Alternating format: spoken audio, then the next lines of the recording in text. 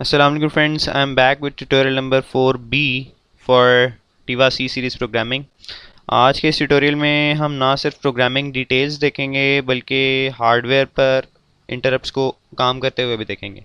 इस मकसद के लिए जो हम मैनुअल फोकस करने जा रहे हैं वो हमारे सर अब्दुल्ला का बनाया हुआ मैनुअल है, जो कि हमें एमपीएस की लैब जिन्होंने करवाई थी। और ये मैनुअल इंटरप्शन आईएसआर प्रोग्रामिंग से रिलेटेड है, क्योंकि हमारा टॉपिक भी यही है। So instead of making my own document I am just going to use that resource that I used when I was student. So let's move forward. सबसे पहले मैं आपको एक दफ़ा सोर्स कोड दिखा दूँ। ये है सोर्स कोड इस प्रोग्राम का, जो कि आज हमने अपने टीवा सी सीरीज़ बोर्ड पर रन करना है। तो वैसे 104 लाइनें, लेकिन इसमें है कुछ नहीं, बहुत सिंपल और स्ट्रेट फॉरवर्ड कोड है। इसमें शुरुआती इन चीज़ों के बारे में तो मैं कुछ नहीं कहूँगा, क्योंकि ये वही चीज़ें हैं जो कि हमने पिछले ट्यूटोरियल में देखी। ये क्लॉक इनेबल करवाने वाला रजिस्टर है, ये डेटा रजिस्टर है पोर्ट एफ का, ये डायरेक्शन रजिस्टर है कि आपने इनपुट के तौर पे यूज़ करना है या आउटपुट के तौर पर। ये डिजिटल इनेबल रजिस्टर है कि आपने इसे डिजिटली यूज़ करना है या फिर आपने इसे एनालॉग पर्पजेज़ के लिए यूज़ करना है। ये पुल अप रजिस्टर है। हाँ, पुल अप रजिस्टर के बारे में मैं ज़रूर बताऊंगा कि आपने चूंकि इस ट्यूटोरियल में एक बटन को इंटरफेस करना है, तो बटन को इंटरफेस करने के लिए ज़रूरी है कि आप या तो उसको एक वक्त में लॉजिक 1 दें या लॉजिक 0 दें, क्योंकि आपका ये बटन बटन जो कि ऑन बोर्ड है, ये पुश बटन है। एक पुश बटन की ये खासियत होती है कि जब उसे आप छोड़ते हैं तो वापस अपनी ओपन स्टेट में आ जाता है। और इसके लिए ज़रूरी है कि ओपन स्टेट के अंदर उसमें कोई एम्बिगुअस वोल्टेज नहीं, बल्कि या ज़ीरो या 1 आ रहा हो। तो हम यहाँ पर पुल अप रजिस्टर यूज़ करते हैं। पुल अप रजिस्टर का मीनिंग ये है कि उसके ऊपर जब ओपन स्टेट में होगा तो उस पर 3.3 वोल्ट्स आ रहे होंगे। 3.3 वोल्ट्स जो कि इस बोर्ड के स्पेसिफिक हैं, एक पिन के लिए 1 लॉजिक के, वो आ रहे होंगे इसके ऊपर। जब हम इस बटन को प्रेस करेंगे तो इंटरनली आपकी स्विच वाली पिन ग्राउंड से शॉर्ट हो जाएगी, क्योंकि ये इस बटन की प्रॉपर्टी है कि जब आप प्रेस करते हैं तो ज़ीरो हो जाता है इसकी आउटपुट। तो जब ज़ीरो से शॉर्ट होगी तो ये वोल्टेज ट्रांसफॉर्म हो जाएगा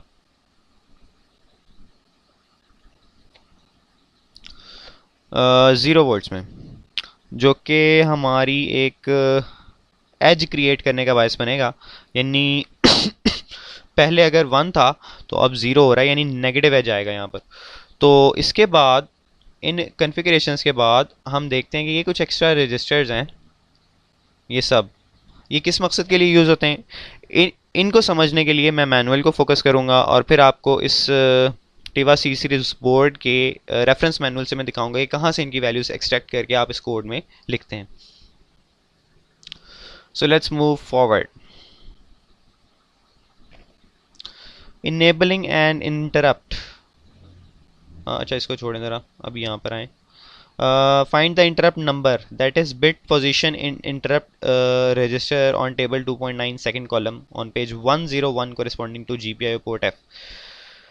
अच्छा, आपका जो वेक्टर टेबल है, वेक्टर टेबल है, वो इंटरप्ट्स पर मुश्तमिल होता है। इंटरप्ट्स एक्चुअली इस टीवा सी सीरीज़ बोर्ड में स्पेसिफाइड है कि कौन सी इंटरप्ट नंबर आप यूज़ करना चाहते हैं। उस इंटरप्ट को जब आप यूज़ करना चाहते हैं तो इस रजिस्टर में GPIO इंटरप्ट नंबर रजिस्टर में आप उसे इनेबल रजिस्टर में आप उस कोरिस्पॉन्डिंग बिट को 1 करवा देते हैं जिस इंटरप्ट को आप यूज़ करना चाहते हैं।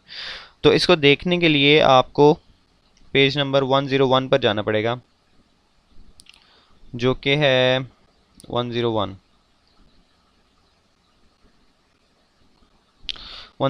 जैसे कि आप यहाँ देख सकते हैं कि इंटरप्ट्स को आपने यहाँ पर नंबर दिए हुए हैं।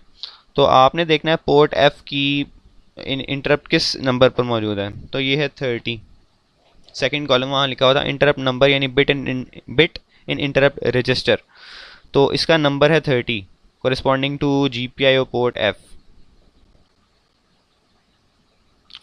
आपने बिट नंबर 30 को इनेबल करवा देना है ऑन पेज नंबर 149। उस पर जो रजिस्टर पड़ा हुआ है उसमें आपने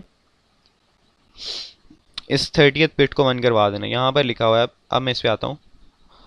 enable the source from the corresponding NVIC enable register. Sorry 139 page number पर हम जाएं. सॉरी, तो हमारे पास एक रजिस्टर होना चाहिए जो कि इंटरप्ट इनेबल रजिस्टर होगा.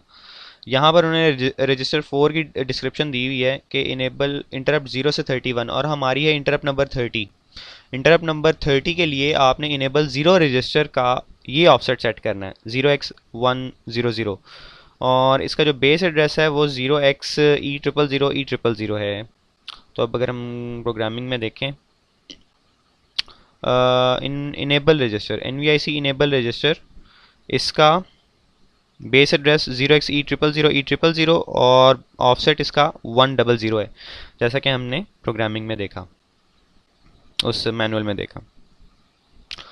तो इसकी बिट नंबर 30 के ऊपर आपने 1 प्लेस करना है. तो आप देख रहे हैं कि यहाँ पर एक लास्ट चंक स्टार्ट हो रहा है 4 बिट्स का और इससे पीछे सारी बिट्स आपने 0 रखनी है. तो ये बन जाएगा 0010 यानी 4 और फिर आगे सारे 0. ये 1 2 3 4 5 6 7 यानी 4 7 zeros 0x4 7 zeros. तो आपका जो मास्क बनेगा इंटरप्ट 30 को इनेबल करने के लिए वो बनेगा 0x4 7 zeros. ये मैंने लिखा हुआ है इनेबल 0 का इंटरप्ट 30. इसके बाद बारी आती है प्रायोरिटी की. प्रायोरिटी सेट करने के लिए आपको पता होना चाहिए कि इसका प्रायोरिटी रजिस्टर कौन सा है. यहाँ पे मैंने लिखा हुआ है PRI7. अब हम एक्सट्रैक्ट करते हैं कि PRI7 कैसे आया. सो let's move towards manual. Set the priority of the for the interrupt page number 149 पर. अच्छा, अब ये कैसे पता चलेगा ये कौन सी प्रायोरिटी है. पेज नंबर 149 पे जाते हैं. यहाँ पर लिखा हुआ है कि इंटरप्ट नंबर 28 से 31 ये होंगी PRI7 में. PRI7 में एक्चुअली 4 बाइट्स हैं. तो हर बाइट का एक ख़ास हिस्सा मुख्तस है प्रायोरिटी सेट करने के लिए और आप 3 बिट्स के अंदर प्रायोरिटी सेट कर सकते हैं. यहाँ पे जैसे कि आप देख सकते हैं ये 4 बाइट्स थी. यहाँ से 0 से लेकर 7 तक एक बाइट, 8 से लेकर 15 तक एक बाइट और इसी तरह ऑनवर्ड्स. तो आप क्या करते हैं कि आप देखते हैं कि कितने नंबर की इंटरप्ट है आपकी. यहाँ पे 28 29 30 31. सो PRI7 जो कि यहाँ लिखा हुआ है प्रायोरिटी PRI7 रजिस्टर में सेट करेंगे आप और उसका ऑफसेट होगा 0x41C. सो आप मतलब क्या यहाँ पे क्या करना चाह रहे हैं, आप एक्चुअली प्रायोरिटी बताना चाह रहे हैं एक ख़ास इंटरप्ट की. तो आपके टीवा डेवलपर्स ने एक्चुअली उस ख़ास इंटरप्ट के कॉरेस्पॉन्डिंग प्रायोरिटी का रजिस्टर भी स्पेसिफाई किया हुआ है जो कि PRI7 है. सो PRI7 में आपने लोकेट पहले करना है कि किस लोकेशन में आपने अपनी प्रायोरिटी सेट करनी है. सो 28 से 31 है तो ये हो गया आपका 28 इंटरप्ट की प्रायोरिटी, ये 29 की, ये 30 की. अब ये 30 की है तो ये 31 की होगी. अब 30 के अंदर आपने अपना प्रायोरिटी का नंबर एंटर करना है. लेट्स सपोज मैं चाहता हूँ कि 5th प्रायोरिटी सेट करूँ, यानी पहले जितनी भी उससे ऊपर 4 3 2 1 0 -1 -2 हैं उनको छेड़े बगैर मैं 5th प्रायोरिटी सेट करूं तो मुझे इन 3 बिट्स में 5 पुट करना होगा. 21 से 23 बिट्स में मुझे 5 पुट करना होगा और 5 का बाइनरी कोड है 101.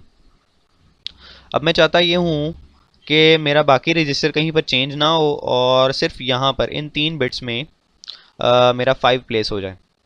तो उसको हम देखते हैं कि मैनुअल में हम इस रजिस्टर में किस तरह से एंटर कर सकते हैं. हाँ, पहले इसका बेस एड्रेस और ऑफसेट चेक कर लेते हैं कि क्या हमने सही एंटर किया. PRI7 41C इसका ऑफसेट होना चाहिए 41C. So you can see it's 41C. और मैंने कहा था कि जो रजिस्टर्स होते हैं NVIC के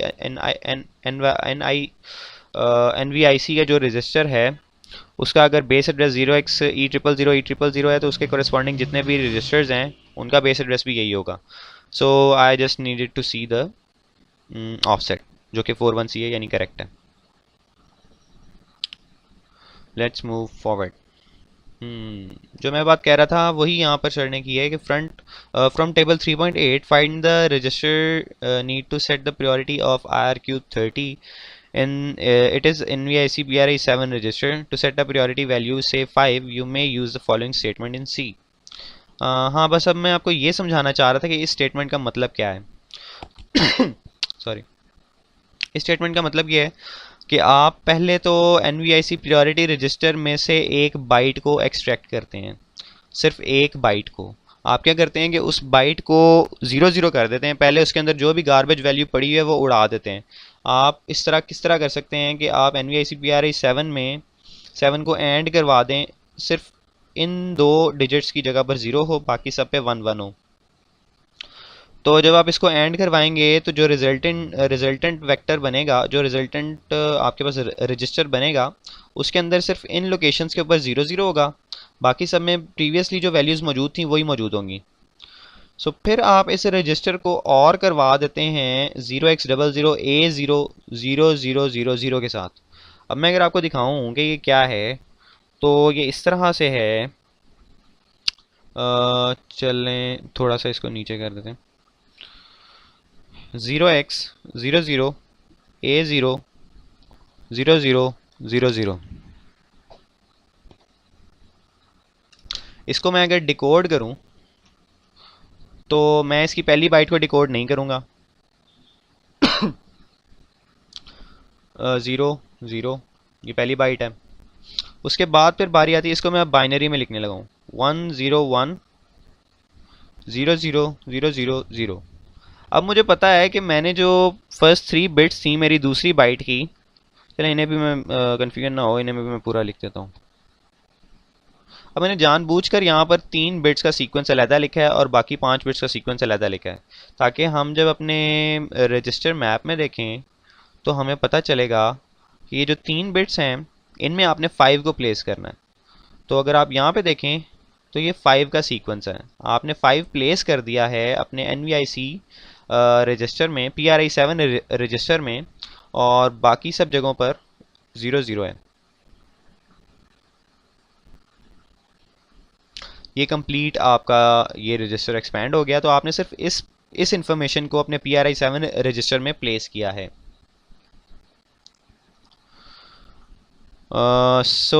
हमारे मेन 2 रजिस्टर्स हो चुके। अब हम नेक्स्ट मूव करते हैं। हाँ, ये वाला पोर्शन रह गया था।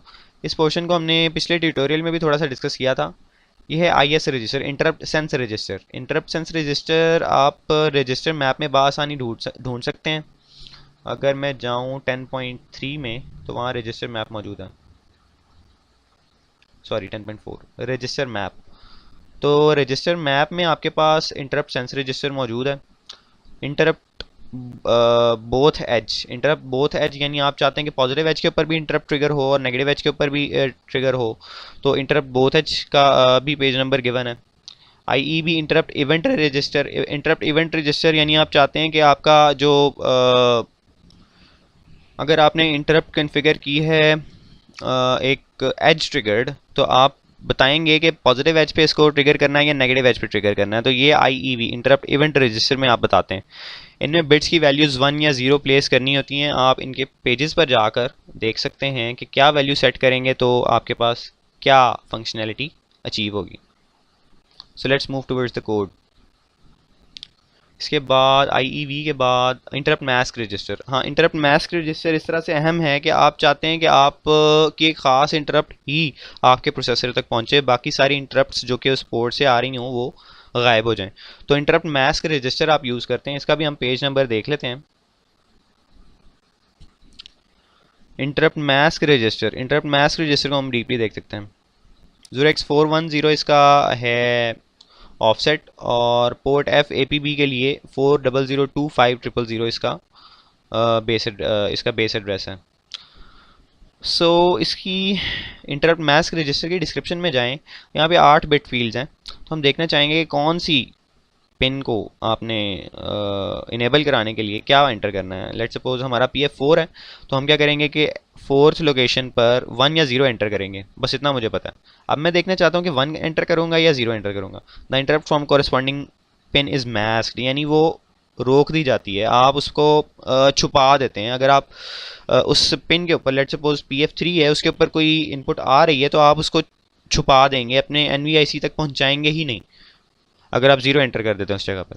और इसी तरह अगर आप 1 एंटर कर देते हैं, the interrupt for the corresponding pin is send to interrupt controller. ये आप एनवीआईसी को भेजते ही वो इंटरप्ट हैं जो कि आपने इस रजिस्टर में, इंटरप्ट मास्क रजिस्टर में इनेबल करवाई होती हैं।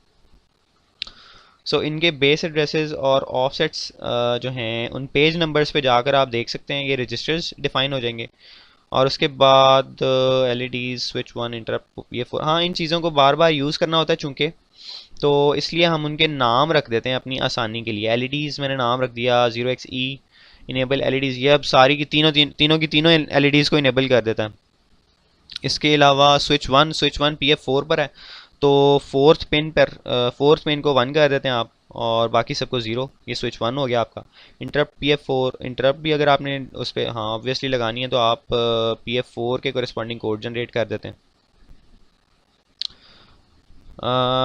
इसके बाद हम आ जाते हैं मेन पर। मेन में कुछ भी नहीं है इनिट इंटरप्ट GPIO के अलावा, तो हम आ जाते हैं इनिट इंटरप्ट GPIO पर। ये आधा काम इसमें से हमने पहले किया हुआ है।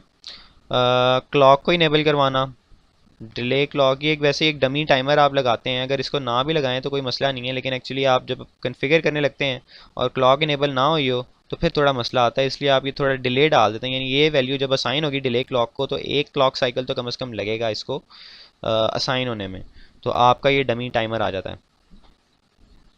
ये सारी डिजिटल इनेबल, डायरेक्शन इनेबल और पुल अप रजिस्टर इनेबल है, इनकी डिटेल्स में मैं नहीं जा रहा। इंटरप्ट सेंस रजिस्टर, हाँ यहाँ पर अब आपने डिसेबल इंटरप्ट्स करवा दिया है कि अगर आपने इनको इनेबल कर दिया है और आप चाहते हैं कि इस कॉन्फ़िगरेशन के दौरान कोई भी इंटरप्ट आपके इस रूटीन को डैमेज ना करे तो आप डिसेबल इंटरप्ट्स करवा दें। ये ख़ास कॉन्फ़िगरेशन में मैंने इस प्रोग्राम को यूज़ किया हुआ था, इसलिए डिसेबल इंटरप्ट्स डाला है। इसको अगर आप ना भी डालें तो कोई मसला नहीं है। GPIO port of interrupt service, interrupt sense में जब आपने एज ट्रिगर्ड करना है तो आपने PF4 के कोरिस्पॉन्डिंग 0 एंटर करना है अपने इंटरप्ट सेंस रजिस्टर में। और जब आपने बोथ एज को निगेट करना है, यानी आपने बोथ एज नहीं यूज़ करना या राइजिंग या फॉलिंग एज यूज़ करना है, तो आपने फिर भी PF4 के कोरिस्पॉन्डिंग 0 एंटर करना है। एंड इक्वल टू निगेशन, ये मास्क है 0 एंटर करने के लिए। So PF4 is not both edges. Interrupt event register, अब आपने बताना है कि आपने पॉजिटिव एज के तौर पे यूज़ करना है या नेगेटिव एज के तौर पे use. Negative edge means falling edge, तो अब आप चाहते हैं कि फॉलिंग एज के कोरिस्पॉन्डिंग आप इसको इनेबल करें, तो आप फॉलिंग एज के लिए 0 एंटर करेंगे और राइजिंग एज के लिए 1 एंटर करेंगे। 1 एंटर करना होता तो मैं यहाँ पर और इक्वल टू दिस कर देता, लेकिन चूंकि मैंने 0 के कोरिस्पॉन्डिंग करना है तो मैं and equal to negation of interrupt PF4 करूँगा। GPIO port of interrupt clear register, आप चाहते हैं कि इंटरप्ट क्लियर हो जाए, आप इस रजिस्टर को अपने प्रोग्राम में किसी और जगह पे भी कॉल कर सकते हैं जस्ट अपनी इंटरप्ट को क्लियर करने के लिए, लेकिन ये काम डिसेबल इंटरप्ट के थ्रू और इनेबल इंटरप्ट के थ्रू किया जा रहा होता है बैक एंड में। सो यहाँ पे आप 1 एंटर कर देते हैं तो इसका मतलब है clear interrupt flag for PF4, जिसकी हमने पिछले ट्यूटोरियल में बात की। इंटरप्ट मास्क, अब ये NVIC और इंटरप्ट मास्क एक दूसरे से रिलेटेड हैं। आप बस हमने जो पिछले अभी देखा अपने रजिस्टर मैप में कि यहाँ पर आप अगर 4 पर 1 एंटर कर दें, ये है आपका इंटरप्ट मास्क रजिस्टर, 4 पर 1 एंटर कर दें तो आपकी सिर्फ PF4 के कोरिस्पॉन्डिंग इंटरप्ट चलेगी, बाकी सब डिसेबल हो जाएंगी। सो आपने वही किया, 1 एंटर कर दिया इंटरप्ट मास्क रजिस्टर में PF4 की जगह पर। सो इसमें कोई एम्बिग्विटी नहीं होनी चाहिए। PRI 7, अब ये एज इट इज़ मैंने कोड मैनुअल से लिख दिया है, चूँकि मैं आपको समझा चुका हूँ कि A0X A50 कैसे आया। So I am not going into details again. NVIC enable register में आपने अब पोर्ट इनेबल करनी है अपनी इंटरप्ट नंबर 30, तो इंटरप्ट नंबर 30 के कोरिस्पॉन्डिंग आपने ये कोड जनरेट किया हुआ था, 4 7 zeros I guess, 1 2 3 4 5 6 7, yes 7 zeros। सो क्योंकि आपका 8th डिजिट 4 है तो पीछे 7 zeros ही होंगे। सो हमारा कॉन्फ़िगरेशन पार्ट ख़त्म होता है जो कि मोस्ट इम्पॉर्टेंट था। अब हम आ जाते हैं मेन पर दोबारा। अच्छा, अब यहाँ पर वाइल 1 मैंने लिखा है और इसके अंदर कुछ भी नहीं लिखा, एक सिंगल लाइन फ्रेगमेंट भी नहीं लिखा, तो इसका मतलब ये है कि आपकी जो इंटरप्ट है एक्चुअली वो खुद ब खुद कॉल हो जाती है उसकी इंटरप्ट सर्विस रूटीन। आपको कुछ भी मेन में लिखने की ज़रूरत ही नहीं है वाइल वन के अलावा, क्योंकि आप ये चाहते ज़रूर हैं कि आपका प्रोग्राम एंड ना हो जाए, चलता रहे। उस दौरान अगर कोई भी इंटरप्ट आती है तो उसकी इंटरप्ट सर्विस रूटीन एग्जीक्यूट हो जाएगी। तो हम चलते हैं GPIO port of interrupt service routine पर, जिसको हम नाम देते हैं GPIO पोर्ट ऑफ हैंडलर का। पोर्ट एफ हैंडलर यानी पोर्ट एफ का जब आपके पास इंटरप्ट आई है तो उसको हैंडल किस तरह से करना है। अब ये सिर्फ प्रोग्रामिंग है, इसको हम देखते हैं कि क्या किया हुआ है। हाँ, ये डिले बहुत इंपॉर्टेंट है, ये एक्चुअली डिबाउंस डिले है। जब मैंने पहली बार ये कोड रन किया था, या कोई भी इंटरप्ट का स्विच ऑन बोर्ड स्विच के साथ कोई प्रोग्राम रन किया था, तो एक्चुअली बाउंसिंग की वजह से मेरी आउटपुट सही नहीं आ रही थी, एक साथ दो इंटरप्ट्स कॉल हो रही थी या इस तरह का कोई सीन हो रहा था। इसलिए डिबाउंस डिले देना बहुत ज़रूरी है। इसकी वैल्यू आपने केयरफुली सिलेक्ट करनी है और हिट एंड ट्रायल के थ्रू सिलेक्ट करनी है। कि अगर मैं आपको दिखाऊं कि ये है क्या, तो मैं लोड करता हूँ, आप देखेंगे कि LEDs ऑन होंगी। ये 4 बटन मैंने दबाया, LEDs ऑन हुई, रेड और ग्रीन एक दफ़ा में। अब इसके बाद अगर नेक्स्ट सीक्वेंस भी ऑन हो जाता, ये ब्लू ग्रीन वाला या वाइट वाला, तो इसका मतलब है एक साथ दो इंटरप्ट्स कॉल हो रही हैं। तो अगर मैं यहाँ पर इसका टाइम कम करूँ या इसको कमेंट आउट कर दूँ तो क्या होगा, जितने एजेस आएंगे उतनी इंटरप्ट्स एक साथ कॉल हो जाएंगी। Compile and then load, reset.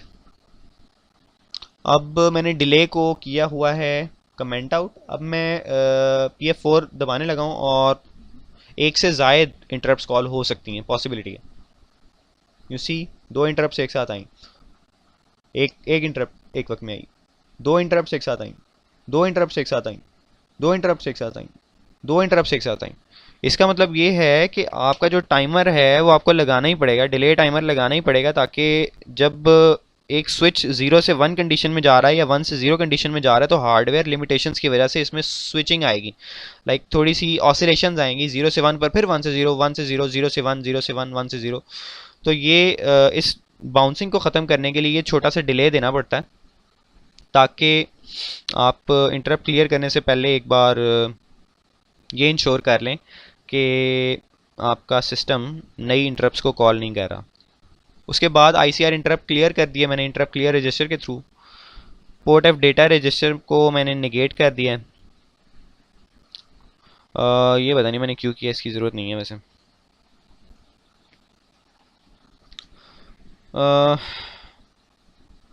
अच्छा ठीक है, यहाँ पे मैंने 0 इसलिए किया, ये पोर्ट एफ डेटा रजिस्टर उसकी PF4 की नहीं है बल्कि LEDs की है। इसको मैंने LEDs को ऑफ किया एक्चुअली। हाँ, इसकी ज़रूरत तो है। फिर हम चलते हैं आगे। अब ये कोड है जो कि आपने ख़ुद समझना है, मैं आपको थोड़ा सा हिंट दे देता हूँ। ये जो 3 पार्ट्स आपको नज़र आ रहे हैं, इफ़, एल्स इफ़ और यहाँ पे होगा एल्स, चलो एल्स इफ़ ही सही। और इसमें आपको इन 3 पार्ट्स के अंदर आपको A++ नज़र आ रहा है। यहाँ पर कहीं ना कहीं ग्लोबली मैंने डिफ़ाइन किया होगा या कहीं किसी और जगह पे डिफ़ाइन किया होगा, A 0 है सबसे पहले, और उसके बाद A की वैल्यू का मैं 3 के साथ रिमाइंडर ले रहा हूँ। अगर वो 0 आता है तो ये वाली LEDs का सीक्वेंस चलाओ, अगर वो 1 आता है तो ये वाली LEDs का सीक्वेंस चलाओ, और अगर वो 2 आता है तो ये वाली LEDs का सीक्वेंस चलाओ। मैंने इसको 3 क्यों किया, 4 क्यों नहीं किया, 5 क्यों नहीं किया, 2 क्यों नहीं किया? अगर मैं 2 करता तो मेरे पास ये 2 ऑप्शन होती, ये इफ़ और एक ये एल्स इफ, क्योंकि यहाँ पे 0 या 1 इसकी रिमाइंडर में आ सकता था। मैंने 3 इसलिए किया कि मैं 3 सीक्वेंसेस चलाना चाह रहा था। एक बार रेड ग्रीन, फिर ब्लू ग्रीन और फिर वाइट, आई गेस यही सीक्वेंस होगा। सो हम देखते हैं कि इस कॉन्फ़िगरेशन के साथ अब क्या हो रहा है। हाँ, यहाँ पे मैं हर एक इफ़ के अंदर A++ कर रहा हूँ। इसका मतलब ये है कि अगली बार ये वाली रूटीन नहीं चलेगी, बल्कि इससे अगली जो रूटीन है वो चलेगी, एल्स इफ वाली।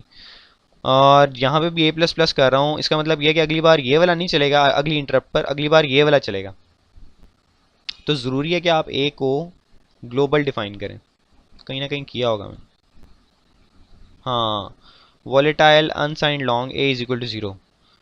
अब आपने इनिशियली इसको 0 किया और हर इंटरप्ट के ऊपर इसकी वैल्यू अपडेट हो रही है। इस अपडेट की वजह से आप देखेंगे कि एलईडीज डिफरेंट सीक्वेंसेस में ग्लो करती हैं। Let's build the target, reset, और ये रहा आपका एक interrupt, green red blue green white, red green blue green white. मतलब आप इसको चलाते रहेंगे तो ये इसी तरह चलता रहेगा। सो आज का लेक्चर हमारा यहीं एंड होता है। Thanks a lot for watching.